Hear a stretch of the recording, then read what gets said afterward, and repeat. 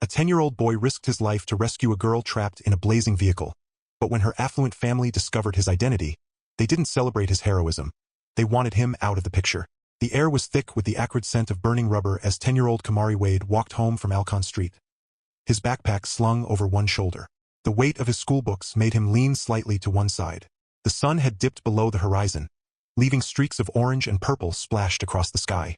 He had traversed this route 100 times before, past the old gas station with its flickering sign, past the diner where the waitresses affectionately called him baby when he entered with his grandmother, and past the stretch of road where the streetlights stood too far apart, creating patches of darkness in between. That's when he heard it. A deep metallic groan that didn't belong in the stillness of the evening, followed by a sharp crunch, as if something heavy had collapsed. Kamari halted, his heart racing a little faster. The road ahead curved around a steep hill, beyond which lay nothing but trees and silence. He took a few steps forward and then spotted it. A car overturned on its side, smoke curling ominously from the hood. Glass shimmered in the dim light like scattered diamonds, and the front bumper was twisted against a tree. A low, sputtering sound emanated from the engine, as if it were struggling to keep alive. Kamari froze. Should he run for help? Should he even approach? His grandmother had always warned him against getting involved in situations that weren't his concern. But then he heard something else. A faint sound, barely more than a whisper, a voice. He dropped his backpack and dashed toward the vehicle. The car's front windshield was a web of cracks, but through it he could make out someone inside. A girl, perhaps a little older than his sister. Her head was tilted awkwardly, blood streaking the side of her face. Her lips moved, but the sound was too weak. Hey, can you hear me? Kamari shouted, pressing his hands against the shattered glass. The girl stirred slightly, a weak whimper escaping her throat. His hands trembled, but he didn't think. He just acted. Kamari scrambled to the other side of the car, his sneakers crunching over glass and metal. He could smell the smoke thickening, turning acrid in the back of his throat. The car door was crushed, its handle barely visible beneath the warped frame. He tugged at it, nothing. He planted his feet and gripped harder. Still nothing. Come on, man, he whispered, his fingers slipping against the jagged metal. A sudden crackling noise made him whip his head up. The smoke was turning darker now, rising rapidly. His stomach twisted. He looked back at the girl, her eyes fluttered, barely open. He had no time. Planting his foot against the wreckage, Kamari reached through the shattered window. His small arms barely fit through the jagged edges, scraping against his skin, but he ignored the pain. His fingers found fabric, her sleeve. I got you, he murmured. He pulled, but she barely moved. Help, he screamed, his voice cutting through the trees, but the road was empty, no headlights in sight. It was just him. Kamari adjusted his grip and yanked harder. The girl groaned, her body shifting slightly. She was wedged in. He let go, panting, his brain racing for something. Anything. His eyes darted to the shattered windshield. Could he break it more? Could she crawl out? He snatched a loose piece of metal from the ground and slammed it against the glass. A crack. Again. Another crack. On the third hit, part of the windshield caved inward. Kamari reached through, ignoring the sting of fresh cuts on his skin. His fingers found the girl's arm again. You gotta move, he said, his voice urgent but steady. She moaned softly. Kamari pulled with all his strength. Her body shifted. He pulled again and her torso slid forward. Suddenly, she tumbled out. Kamari staggered back, catching her as best he could. She was heavier than he expected. Her limbs limp, her breaths shallow. Then a loud hissing sound made Kamari's eyes snap up. The smoke had turned thick and black, and angry flames licked at the dashboard. The interior of the car was seconds away from exploding. His arms burned from holding her up, but he forced his legs to move one step, then another. Then he was running, dragging her with him, 10 feet, 15, 20. Then boom, a blast of heat slapped his back, knocking him forward. The ground rushed up to meet him, and for a moment, everything spun. Then silence. Kamari lifted his head. The car was engulfed in flames, fire curling around the frame, swallowing the wreckage whole. If he had waited any longer, a sharp cough made him look down at the girl. She was alive, barely, but alive. Kamari exhaled, his chest rising and falling as if he had just run a marathon. He heard the distant wail of sirens now, the glow of emergency lights flickering against the trees. He looked at her face, pale and streaked with blood, barely holding on. She had no idea who he was, and in a few minutes, when the paramedics took her away, she probably never would. But something in this moment told Kamari that this wasn't the conclusion of the story, not even close. The flashing lights of the ambulance faded into the distance, swallowed by the night. Kamari stood there for a moment, his heartbeat still hammering in his ears, the heat from the fire still tingling against his skin. He could feel the tiny cuts on his arms where the glass had scraped him, the fabric of his shirt damp with sweat. But there was no time to dwell on any of that. His grandma was waiting, and if he didn't get home soon, she'd start worrying. So he did what he always did. He picked up his backpack and continued walking. The next morning, nothing felt different. The world still moved as it always had. Cars honked, kids laughed, and the smell of frying bacon from Mr. Leary's corner store wafted into the street. The sidewalk remained cracked in the same places, with rusted chain-link fences surrounding houses that had seen better days. Kamari sat at the kitchen table, chewing on a piece of toast, his legs swinging under the chair across from him. Grandma Birdie shuffled through a stack of bills, muttering under her breath. "You eating that toast or just holding it for decoration?" she asked, her eyes never leaving the papers in her hand. Kamari took another bite. "I'm eating it." She peered at him over the top of her reading glasses. "You're quiet this morning." He shrugged. "Just tired." Birdie didn't ask any more questions. She just sighed, rubbing the back of her neck before grabbing her purse from the counter. "I'm heading to work. Walk your sister to school. And don't let me hear about you running that mouth with those boys on the block again." Kamari nodded. He was always nodding. His older sister, Tiana, stomped into the kitchen, packing all the attitude a 12-year-old could muster. "You better not slow me down today," she huffed, stuffing a notebook into her backpack. Kamari rolled his eyes but didn't argue. 10 minutes later, they were walking toward Hawthorne Elementary, the cracked sidewalk bouncing under their sneakers. The street was alive with the usual morning sounds. Dogs barking, car doors slamming, and music drifting from someone's open window. Kamari knew every face in the neighborhood, every shortcut, every place to avoid, and most of the time, he didn't think too much about things that weren't his business. But that day, his mind kept drifting back to the night before, the car, the fire, the girl. What was her name? Was she okay? He shook the thoughts away and tried to focus on the present. But something told him he hadn't seen the last of her. At school, things were the same as always. The teacher droned on about fractions, the smell of dry erase markers thick in the air. Kids passed notes, and the old AC unit rattled above their heads, trying its best to keep the classroom cool. Kamari sat near the window, his fingers tapping against his desk. At lunch, he met up with his best friend, Tyrell, outside near the basketball courts. "What's wrong with you?" Tyrell asked, taking a bite of his sandwich. "Nothing. You look weird. Like extra weird." Kamari kicked at the dirt. "You ever do something, but you don't know if you should talk about it?" Tyrell squinted at him, as if he were committing a crime. "No, fool." "Then what?" Kamari hesitated. He knew how things worked. If you weren't somebody, nobody cared, and he wasn't somebody. But last night, for just a few moments, he had been. He sighed. "Forget it." Tyrell shrugged. "Suit yourself." But Kamari couldn't forget it. That night, after homework and dinner, he lay in bed, staring at the ceiling.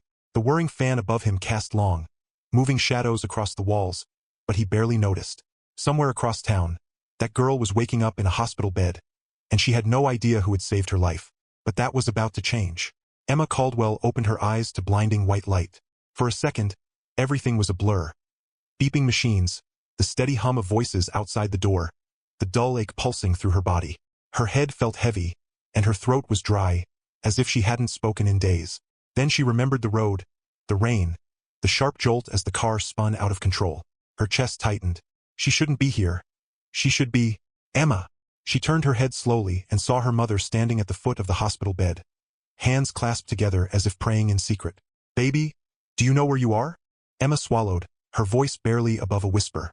"Hospital." Her mother's shoulders sagged with relief. "Oh, thank God. The doctor said you suffered a concussion and have a broken rib, but Emma, you could have died." She didn't need the reminder. Her father, Charles Caldwell, stepped into view, stoic as ever. Even now, in his tailored suit, not a strand of silver hair was out of place. He looked like he had just come from a board meeting instead of sitting by his daughter's hospital bed. "Who saved me?" Emma asked, her voice scratchy. Her mother's brows knitted together. "A boy young. We don't know his name yet. But the paramedic said if he hadn't pulled you out when he did, you wouldn't have made it." Emma blinked, trying to piece it together. She remembered flickers of movement, hands reaching for her, a voice telling her to move, but the memory was hazy, like a dream slipping away before she could grasp it. "I want to thank him. We need to find out who he is," she murmured. Her father sighed. "Emma, let's focus on your recovery." Her mother, however, didn't seem as dismissive. "I agree. We need to know who saved our daughter's life. We owe him." Charles Caldwell didn't like the word, "oh." Emma saw it in the way his jaw tensed. Let's not make this a spectacle, he said, his voice even. Her mother ignored him, turning toward the nurse who had just walked in. The paramedics said the boy left before they could get his name, but someone must know who he is. The nurse hesitated, shifting uncomfortably. Emma noticed. You know something, she pressed. The nurse sighed. The paramedics said the boy looked young, maybe 10 or 11. They think he might be from... She paused, then carefully added, the south side. The room went still. Emma's mother pressed a hand to her chest, while her father's expression barely flickered. But Emma saw the shift in his eyes. South side. That was all they needed to hear. Kamari sat at the counter of Bertie's corner store, unwrapping a pack of now and laters when the bell over the door jingled. He didn't look up at first. The store was always busy in the afternoons, filled with people grabbing a soda or a snack on their way home. But then he heard it. I'm looking for a boy about 10 years old. He would have been here last night. Kamari's chewing slowed. He turned, and there she was. A woman standing tall, dressed too nicely for a place like this, like she didn't belong. Kamari recognized that look. He'd seen it before on teachers who thought they were saving kids like him. She hadn't noticed him yet, scanning the store as if she expected him to pop out of thin air. Bertie, standing behind the counter, did not look impressed. We've got plenty of boys that age, she said flatly, ringing up a customer's purchase. You got a name? I don't, the woman admitted. But my daughter, Emma Caldwell, was in a car accident last night. A boy saved her. We need to find him. Silence. Kamari felt Bertie's eyes on him as he kept his head down, unwrapping another piece of candy. The woman let out a breath. Please, I just want to thank him. Bertie didn't answer right away, but Kamari already knew what she was thinking. Finally, she sighed. What do you want with him? The woman hesitated. Kamari didn't miss it. I told you, she said carefully. We owe him. Bertie looked at her long and hard, then nodded toward the counter. The boy you're looking for is right there. Kamari felt the air shift as the woman turned, and just like that, for the first time, Emma Caldwell's mother was looking straight at him. Kamari met her gaze but didn't say anything. The woman, Mrs. Caldwell, studied him for a second, her eyes flickering with something he couldn't quite name. Relief, shock, something else. You're the boy who saved my daughter, she said, more as a statement than a question. Kamari just popped another piece of candy into his mouth. Bertie folded her arms. What exactly do you want with him? Mrs. Caldwell hesitated, smoothing a hand down her expensive-looking coat. I just want to talk properly. I want to thank him. Bertie's eyes narrowed. You already said that. Silence stretched between them. Kamari could tell Mrs. Caldwell wasn't used to being questioned. Finally, she turned back to him. Would you mind coming with me? Emma would like to see you. Kamari blinked. Emma, that was her name. He had wondered about her, but he wasn't sure if he actually wanted to meet her. It wasn't like he had saved her for a reward or anything. But Bertie was watching him now, waiting for him to decide. So he shrugged. Yeah, I guess. Mrs. Caldwell exhaled, relieved. I'll drive you. Bertie's hand shot up. Hold on. I don't know you. I don't know what you're about. Kamari's my grandson, and I'm not letting him go anywhere with just anyone. Mrs. Caldwell's expression stiffened. I can assure you, I mean him no harm. My daughter is in the hospital. I just want to give him the gratitude he deserves. Bertie didn't look convinced, but she didn't argue. Instead, she turned to Kamari. You sure about this? Kamari wasn't sure at all, but he nodded. Mrs. Caldwell led him outside to a sleek black SUV parked at the curb. The door clicked open without her touching it. Kamari had never been in a car like this before. The inside smelled like leather and something expensive he couldn't name. The seats enveloped him the second he sat down. Mrs. Caldwell pulled out her phone as the driver pulled off. Kamari stared out the window as the streets of Southside blurred past. Corner stores, barbershops, kids playing in front yards with chain-link fences. The farther they drove, the more things began to change. The streets widened, the buildings grew taller, and everything looked newer. By the time they reached the hospital, Kamari felt like he had stepped into another world. Emma was propped up in her hospital bed, flipping through channels on the TV with a bored expression. When the door opened, she turned and froze for a moment. She just stared at Kamari, then her eyes widened. It's you. Kamari shifted, suddenly feeling awkward. He wasn't sure what he expected, but he hadn't anticipated this. You remember me? He asked. Emma nodded slowly. Not everything, but I remember your voice. You told me to move. Mrs. Caldwell stepped aside, letting them have their moment. Emma swallowed. They told me what happened, how you... She exhaled, shaking her head. You saved my life. Kamari shrugged. I just did what I could. Emma's eyes softened. That's not just anything. She studied him as if trying to figure something out. You live on the south side, don't you? Kamari stiffened. He knew what she meant, what everyone meant when they said it like that. But before he could respond, the door swung open again. Mr. Caldwell walked in, and the moment he saw Kamari, his expression shifted. The air in the hospital room changed as Charles Caldwell's sharp eyes locked onto Kamari, scanning him like he was an equation that didn't quite add up. The boy in front of him didn't look like someone who should have been anywhere near his daughter, let alone the reason she was still breathing. Kamari felt the weight of the man's stare, but he didn't look away. Emma was the first to speak. Dad, this is Kamari. I know who he is. Kamari could tell by Mr. Caldwell's tone that it wasn't a compliment. Mr. Caldwell stepped further into the room, his polished shoes silent against the pristine floor. He didn't reach for a handshake. You saved my daughter's life, he stated, not as a question but as a fact. Yes, sir, Kamari replied, his voice steady. There was a beat of silence. Then Mr. Caldwell exhaled sharply, slipping his hands into his pockets. Well, that's fortunate. Emma's eyes narrowed. Fortunate. Her father didn't acknowledge her. Instead, he turned to his wife.